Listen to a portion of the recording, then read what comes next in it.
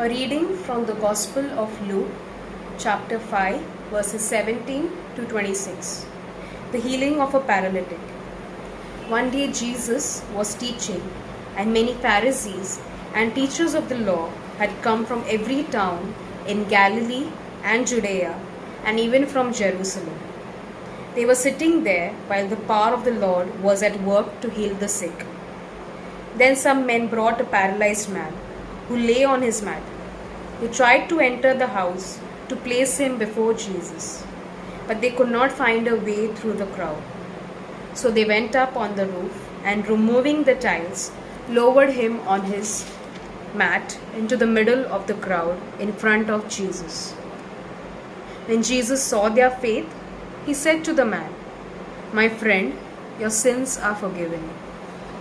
At once the teachers of the law and the Pharisees began to say to themselves, "Who is this man to insult God? Who can forgive sins but only God?" But Jesus knew their thoughts and asked them, "Why are you thinking these things in your hearts? Which is easier to say, 'Your sins are forgiven,' or 'Get up and walk'? But that you may know that the Son of Man has authority on earth to forgive sins," Jesus said to the paralyzed man, "Get up, take up your mat and go home." At once the man stood up before them. He took the mat on which he lay and went home praising God.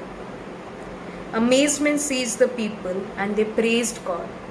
They were filled with a holy fear and said, "What wonderful things we have seen today." The word of the Lord. Thanks be to God. We will be meditating on the 22nd verse. Before healing the sick man, Jesus said to him, "The man's sins are forgiven." The Pharisees and scribes immediately conclude that Jesus is committing blasphemy by speaking for God and assuming his authority. They don't verbalize their conclusions, but Jesus knows what they are thinking and confronts them.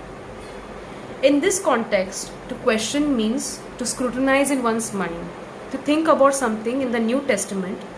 It is often used in the negative sense of unreasonable skepticism.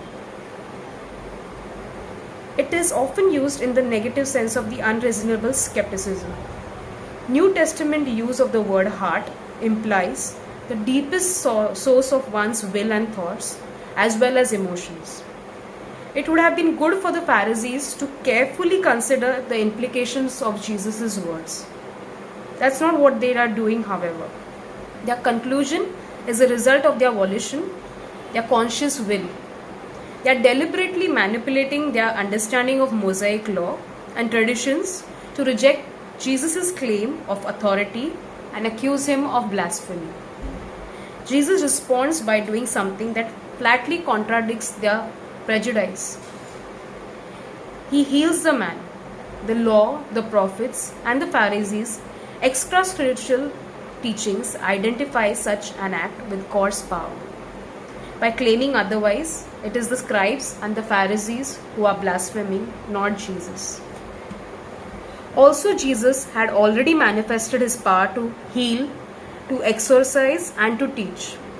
Now he goes further and exercises his power to forgive sins. This raises the suspicions of the religious leaders who are more concerned with branding sinners as sinners. Jesus manifests God's purpose of bringing forgiveness to sinners. The Pharisees are right in saying that forgiveness is the prerogative of God.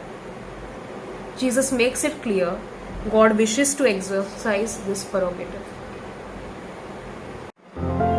A reading from the Gospel of Luke,